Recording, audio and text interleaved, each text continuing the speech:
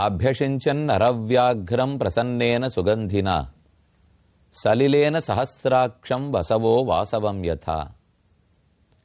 இந்த ஸ்லோகம் ஸ்ரீராம பட்டாபிஷேகத்தை குறிப்பது. மனிதருள் மாணிக்கமான ராமனை அருகில் சீதையை அமர்த்தி ராமம் ரத்னமயே பீட்டே சகசீதம் நவேசயது என்று ரத்தனமயமான பீഠத்தில் இவ்விருவரையும் அமர்த்தி வசிஷ்டாச்சாரியர் பட்டாபிஷேகம் பண்ணி வைக்கிறார். எண் திசைகளிலிருந்தும் கொண்டு வரப்பட்ட புனித நீராலே நீராட்டி வேண்டிய வேதங்களெல்லாம் ஓதி அரியணையை அனுமன் தாங்க அருகிலே லக்ஷ்மணனும் பரதனும் சத்ருகனும் வெண்கொற்ற குடையையும் வெண்சாமரத்தையும் வீசி கைகளிலே வில் பிடித்திருக்க 33 தேவர்களும் ஆசீர்வதிக்க ரிஷிகளெல்லாரும் மங்களம் பாட ராம பட்டாபிஷேகம் நடைபெற்றது. அந்த பட்டாபிராமரையே இதோ தஞ்சாவூருக்கும் திருவையாறுக்கும் நடுவில் இருக்கும் புது அக்ரஹாரத்தில் பட்டாபிராமராக சேவித்துக் கொள்ளுகிறோம். ஆச்சரியமான திருக்கோலம். நடுவே அமர்ந்திருக்கும் ஸ்ரீராமன். மூலவர்களை சேவிக்கிறோம். ஒரு திருக்கையால் அபயப்பிரதானம் பண்ணுகிறார். மற்றொரு திருக்கையை தன்னுடைய இடது திருமடிக்கு மேலே வைத்துள்ளார். ராமனுடைய வலது திருவடியை பற்றி கொண்டு அதே ஏக சிலையில் ஆஞ்சநேய சுவாமி எழுந்துருளி உள்ளார். தன்னுடைய முதுக வளைத்து கால்களை குந்திட்டு கொண்டு கைகளால் ராமனுடைய திருவடிகளை வருடி அதற்கு உபசாரம் செய்து கொண்டே திருவடி ஆஞ்சநேயருடைய திருக்கோலம். ஸ்ரீவைஷ்ணவ மரபில் ஆஞ்சநேயரை திருவடி என்று கூறுவது வழக்கம். அந்த சொல் உண்மை என்பதை இவ்விடத்தில்தான் சேவித்துக் கொள்ள முடிகிறது. ராமனுடைய திருவடி அதே அளவில் சிறிய அளவில் இருக்கக்கூடிய ஆஞ்சநேயரும் திருவடியைப் போலவேதான் உள்ளார். ராமன் பட்டாபிஷேக திருக்கோலத்தில் இருப்பதால் அவனே சக்கரவர்த்தி திருமகனாய் இனி அவன்தான் சக்கரவர்த்தி என்பதை பறைசாற்றும் செங்கோல் கையில் பிடித்துள்ளார். நீண்ட செங்கோல் அரசனுக்குரிய அடையாளம். செங்கோலின் நுனியில் கிளி அமர்ந்திருக்கிறது. பொங்கோதம் சூழ்ந்த புவனியும் விண்ணுலகும் அங்காதும் சோராமே ஆழ்கின்ற எம்பெருமான் செங்கோலுடைய திருவரங்கச் செல்வன். செங்கோலோட ராமனை சேவித்துக் கொண்டோம். ராமனுக்கு இடது புறத்தே சீதை அமர்ந்த திருக்கோலத்தில் உள்ளார். வலது கையால் லீலா பத்மம் தாமரையை பற்றி கொண்டு இடது திருக்கையால் ஐஸ்வர்ய தான ஹஸ்தமாய் நாம் வேண்டும் பிரார்த்திக்கும் வரங்களையெல்லாம் அருளிக்கொண்டு சீதையும் அமர்ந்த திருக்கோலத்தில் உள்ளார். சீதைக்கு இடது புறத்தே நால்வருள் கடைக்குட்டியான சத்ருக்னன் நின்ன திருக்கோலத்தில் கையில் வெண் சாமரத்தை பிடித்து கொண்டு உள்ளார். ராமன் அரசுப்பட்டம் கட்டி கொள்ளுகிறான். சாமரமும் குடையும் அரசனுக்கே உண்டான இன்றியமையாத அடையாளங்கள். அதில் ஓர் அடையாளத்தை சத்ருக்கனன் பற்றி இருக்கிறார். வலது புறத்தில் பரதனும் லக்ஷ்மணனும். அதிலே இலக்குவன் 2 வில் பற்றியிருக்கிறார். ராமனுடைய வில்லையும் தன்னுடைய வில்லையும் சேர்த்து 2ஐயும் பிடித்து கொண்டிருக்கிறார். கும்பகோணம் ராமசுவாமி திருக்கோயிலிலும் இதே போல 2 வில் பற்றி கொண்டுதான் லக்ஷ்மணன் எழுந்துருளியிருப்பார். அடுத்தது ஸ்ரீ பரதாழ்வான் அழகான வெண் கொற்ற கொடையை பற்றி கொண்டு ராமனே அரசன் என்று உலகத்துக்கே உணர்த்திவனாயிற்றே அங்கு பரதன் எழுந்துருளிருக்கிறார். இப்படி அனைவரையும் சேர்ந்து சேவித்துக் கொண்டோம்.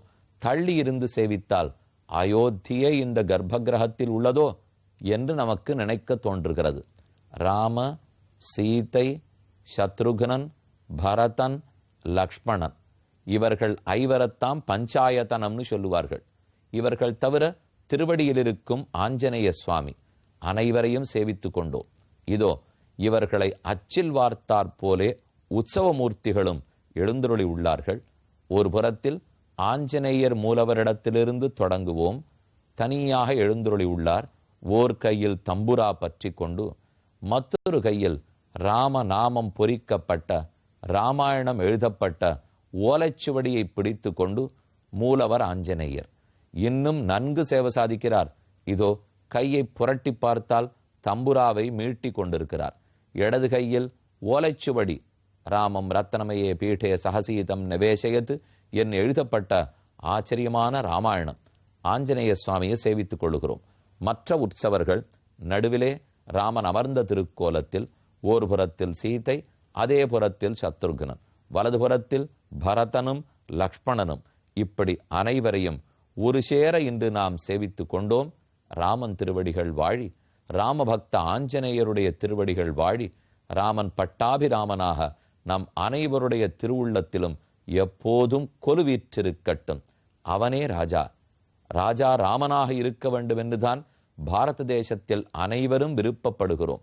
ராமன் திருவடிகளுக்கு பல்லாண்டு பாடி அந்த திருவடிகளா நொந்து போக காட்டுக்கு நடந்தன.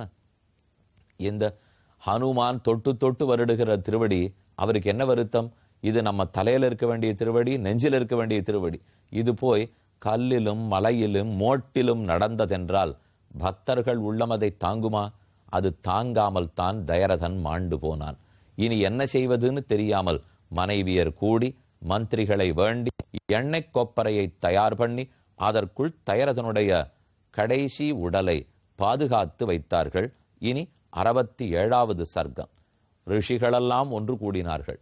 குலத்துக்கே குருவாய் ராஜகுருவான வசிஷ்டாச்சாரியர் என்ன நடந்ததுன்னு விசாரித்தார். நடந்த உண்மை தெரிந்து கொண்டார். அவரும் வருத்தப்பட்டார். மேற்கொண்டு என்ன செய்யலாம் என்ற ஆலோசனை கூட்டம் நடக்கிறது. ஆக்ரந்திதா நிரானந்தா சாஸ்திர கண்ட ஜனாவிலா அயோத்தியாயாம் அவததா சா வியதீதாய சர்வரி. இரவு பொழுது முடிந்தது, பகல் பொழுது விடுகிறது. ஆனால் அந்த விடு நல்வடவாக அயோத்திக்கு இருக்கவில்லை. மற்ற நாட்கள் நல்விடிவாக இருக்கலாம், ஆனால் இன்று விடிவப்படி இல்லையே. வெதீதாயாந்து சர்வர்யாம் ஆதித்யஸ்தோததே ததா சமேத்திய ராஜகர்த்தாரா சபாமியுர் த்விஜாதய. அங்கிருக்கும் அந்தணர்கள், ரிஷிகள், பாட வேண்டியவர்கள், மந்திரிகள், சேனாபதிகள் அனைவரும் தசரதனை தரிசிப்போம், ராஜசபை கூட போகிறது என்று நினைத்து கொண்டு வர இதேதுமில்லை. உண்மை நிலை புரிந்தது. தசரதன் மாண்டான் என்பது தெரிந்துவிட்டது. ரிஷிகளெல்லாம் கூடுகிறார்கள். மார்க்கண்டேயோத மௌத்கல்யா வாமதேவஸ்ச கஷ்யப காத்யாயன கௌதமஸ்ச ஜாபாலிஸ்ச மகாயசாக. இத்தனை பேரும் கூடினார்கள். அவர்கள் வசிட்டரிடத்தே பேசுகிறார்கள். அதீதா சர்வரி துக்கம் யானோ வருஷசதோபமா அஸ்மின் பஞ்சத்வமாபன்னே புத்திரசோகேன பார்த்திவே. பிள்ளையை பிரிந்தபடியால் அரசன் இறந்தான். நாடு ராஜ்யம் அரசனை இழந்து விட்டது. அராஜகமாக நாடு இருக்கக்கூடாது. அரசன் இல்லாமல் நாடு இருக்குமானால் நாடு கூடிய விரைவில் அழிந்தே போகும். ஆகவே வசிட்டரே, இந்த நிலையை தொடர நாம் அனுமதிக்க கூடாது. உபௌ பரத சத்ருக்னௌ கேகையேஷு பரந்தபௌ லக்ஷ்மணச்சாபி தேஜஸ்வி ராமேணைவ கதசஹ. யாரும் கூட இல்லையே. ராமன் காட்டுக்கு போனான், இலக்குவன் பின்தொடர்ந்தான், பரதனோ மாமன் வீட்டை அடைந்தான், பின்னே சத்ருக்னன் சென்றான். யாரும் இல்லை. இப்போது நாட்டுக்கு அரசன் இல்லை. ஆக இக்ஷ்வாக்கு வம்சத்தில் தோன்றிய ஒருத்தரை உடனடியாக வரவழைத்து நாட்டுக்கு அரசு பட்டம் கட்ட வேண்டும். அரசன் இல்லாத நாடாக இருந்தால் அதில் பல துன்பங்கள் உண்டு. சொல்கிறேன் கேளும். நாராஜகே ஜனபதே வித்யுன்மாலி மகாஸ்வனஹ. முதல் மழை பொய்த்து போகும். ராஜா இல்லாத ராஜ்யமாக இருந்தால் மேகங்களெல்லாம் பொய்க்கும். பீஜமுஷ்டிகி பிரகீர்யத்தே. விதைக்கப்பட்ட விதை நன்கு வளராது. நாராஜகே பிது புத்திர பாரியாவா வர்த்ததே வசே. தன் மனைவி கணவனுக்கடங்கியோ, கணவன் மனைவி சொல்படி கேட்டோ, பிள்ளை தகப்பனார் சொல்படி கேட்டோ இருக்க மாட்டார்கள். அராஜகே தனன் நாஸ்தி. யாரிடத்திலும் சொத்து இருக்காது, பணம் களவாடப்படும். நாஸ்தி பாரியாப்யராஜகே. நல்ல திருமணங்கள் நடக்காது. சத்தியமராஜகே இதமத்யாஹிதம். சத்தியமோ மனதில் திருப்தியோ நாட்டை விட்டு மறைந்துவிடும். நாராஜகே ஜனபதே காரயந்தி சபாம் நராக. நியாயமண்டலங்கள், பஞ்சாயத்துன்னு சொல்றமே, நியாயஸ்தானங்கள் எல்லாம் கெட்டுப்போகும். நீதி இருக்காது, பட்டு போகும். உத்தியானானி சரம்யாணி ஹிருஷ்டானி புண்ணிய கிரகாணிச்ச. சத்திரங்கள் கட்டி வைப்பது, அன்ன சத்திரங்கள், மற்ற என்னென்ன பொது நல பணிகளுக்காக இடம் கட்டப்பட வேண்டுமோ தோட்டம் கட்டப்பட வேண்டுமோ அனைத்தும் பட்டு போகும். யஜ்ஞசீலா த்விஜாதயா, அரசன் இல்லை என்றால் யாக யஜ்ஞங்கள் நின்று போகும். தட்சிணையே யாரும் கொடுக்க முன்வர மாட்டார்கள். அந்தணர்களெல்லாம் தட்சிணை இல்லாமல் யாகம் இல்லாமல் போவார்கள். நாராஜகே ஜனபதே பிரகிஷ்ட நட நர்த்தகாக, எங்கும் வாத்திய கோஷம் இருக்காது, நடனக் கச்சேரி நடக்காது, உற்சவங்கள் நின்று போய்விடும். சித்தார்த்தா வியவஹாரிணா கதாபிரஜ்யந்தே, உபன்யாசம் சொற்பொழிவுகளே நடக்காது. கேட்பதற்கும் ஆள் இருக்க மாட்டார்கள், சொல்லுவதற்கும் ஆள் இருக்காது. நாராஜகே ஜனபதே து உத்யானானி சமாகதாக சாயான்னே கிரீடித்தும் யாந்தி குமாரியோ ஹேமபூஷிதாக. சிறு பெண்கள் சிறு பிள்ளைகளெல்லாம் தோட்டத்தில் போய் மாலை பொழுதில் விளையாடப் போக மாட்டார்கள். ஆபரணம் அணிந்து கொள்வதற்கு அனைவரும் பயப்படுவார்கள். என்ன வந்து விடுமோ என்கிற நிலை ஏற்படும். நாராஜகே ஜனபதே தனவந்த சுரக்ஷிதாக, பணமுடையவர்களும் சிறந்த விவசாயிகளும் வீட்டு வாசக்கதவை திறந்து வைத்துக் கொண்டு படுக்க பயப்படுவார்கள். எல்லாம் பூட்டு சாவியில் தான் கதை ஓடும், திறந்திருக்கும் தைரியம் வராது. நாராஜகே ஜனபதே வாகனைகி சீக்கிர வாகிபிகி, அவரவர் ஆணும் பெண்ணுமாக நிறைய தோட்டம் துறவுகளுக்கும் வெளியூர்களுக்கும் வாகனத்தை அமர்த்தி கொண்டு ஆனந்தமாக போவார்களே, அதெல்லாம் இல்லாமல் போகும். நாராஜகே ஜனபதே பத்தகண்டா விஷாணினா அடந்தி ராஜமார்கேஷு குஞ்சராக ஷட்டிஹாயனாக, 60 வயதுக்கு மேலிருக்கும் யானைகள் கழுத்திலே மணி கட்டப்பட்டு ராஜமார்க்கத்தில் போய்விட்டு வராது. நாராஜகே ஜனபதே ஷரான் சந்ததமாஸ்ததம் ஸ்ரூயதே தலநிர்கோஷ இஸ்வஸ்திராண்யுபாசனே, நல்ல வில்லில் கைதேர்ந்த பயிற்சி எடுத்தவர்கள் அம்புகளை ஏற்படுத்தி ஈட்டிய உருவாக்கி அதில் ஒத்தருக்கொத்தர் பயிற்சி செய்ய வேண்டுமே, செய்ய மாட்டார்கள். நாராஜகே ஜனபதே வணிஜோ தூரகாமினா, திரைகடலோடியும் திரவியன் தேடு என்பதற்கேற்ப வாணிஜ்யம் வியாபாரம் பண்ணவர்கள்லாம் போய் பணம் தேட வேண்டும், செய்ய மாட்டார்கள், சுணங்கி படுப்பார்கள். நாராஜகே ஜனபதே சரத்யேகச்சரோ வசி, யாரும் தனிமையில் பெருமானை தியானிக்க உட்காரவே மாட்டான். நாராஜகே ஜனபதே யோகக்ஷேமஹா பிரவர்த்ததே, குடும்ப போஷணத்துக்கே ஆபத்து வரும், விலையெல்லாம் எங்கெங்கோ தவறாக போகும். நச்சாப்பியராஜகே சேனா சத்ரூன் விஷகத்தே யுதி, யாரும் போர் வந்தால் கூட தங்களை தற்காத்து கொள்வதற்கே சக்தி இல்லாமல் போவார்கள். நாராஜகே ஜனபதே ஹிருஷ்டைஹி பரமவாஜிபிகி நரா சஞ்யாந்தி சஹசா ரதைச்ச பிரதிமண்டிதாக, குதிரையிலோ தேரிலோ போவது இருக்காது, காணப்படாது. நராக சாஸ்திர விசாரதாக, நல்ல சாஸ்திரம் தெரிந்தவர்கள் அதன் ஆராய்ச்சியில் ஈடுபட மாட்டார்கள். நாராஜகே ஜனபதே சந்தனாகுரு ரூஷிதாக ராஜபுத்திரா விராஜந்தே, யாரும் மாலை கட்டுவதோ சந்தனம் கொடுப்பதோ மோதகங்களை பண்ணி தேவதைகளுக்கு அர்ச்சிப்பதோ, இந்த தேவத அர்ச்சனமெல்லாம் நின்று போகும். ராஜகுமாரர்கள் சந்தனம் அகரு வாசன திரவியங்கள் இதெல்லாம் பூசுவதை நிறுத்துவார்கள். யதா கியனுதுகா நத்யா யதா வாப்யதிருணம் வனம், புல்லில்லாத காட்டைப் போலே தண்ணீர் இல்லாத நதியைப் போலே மெய்ப்பவன் இல்லாத மாடுகளைப் போலே அரசு இழந்து காணப்படும்.